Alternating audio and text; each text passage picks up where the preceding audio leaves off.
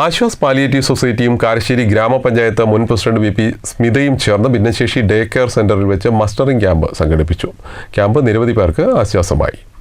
Aswas palliative സൊസൈറ്റിയും Karassery ഗ്രാമപഞ്ചായത്ത് മുൻ president VP. സ്മിതയും ചേർന്നാണ് ഭിന്നശേഷി ഡേ കെയർ സെന്ററിൽ വെച്ച് മസ്റ്ററിംഗ് ക്യാമ്പ് സംഘടിപ്പിച്ചത്. പഞ്ചായത്തിലെ ഭിന്നശേഷിക്കാർക്ക് ആശ്വാസ കേന്ദ്രമായി പ്രവർത്തിക്കുന്ന ആശ്വാസ് ഡേ കെയറിലെ ഭിന്നശേഷി കുട്ടികൾക്ക് പുറമെ അക്ഷയ കേന്ദ്രങ്ങളിൽ എത്തിപ്പെടാൻ കഴിയാത്തതിനാൽ മസ്റ്ററിംഗ് നടത്താതിരുന്ന രോഗികൾക്കും 17-ാം വാർഡിലെ മറ്റ് പെൻഷൻ ഉപഭോക്താക്കൾക്കും ക്യാമ്പ് അനുഗ്രഹമായി. Camp V P. സ്മിത ഉദ്ഘാടനം ചെയ്തു. Aashwas palliative society general convener M T. Sayed Fazal അധ്യക്ഷനായി.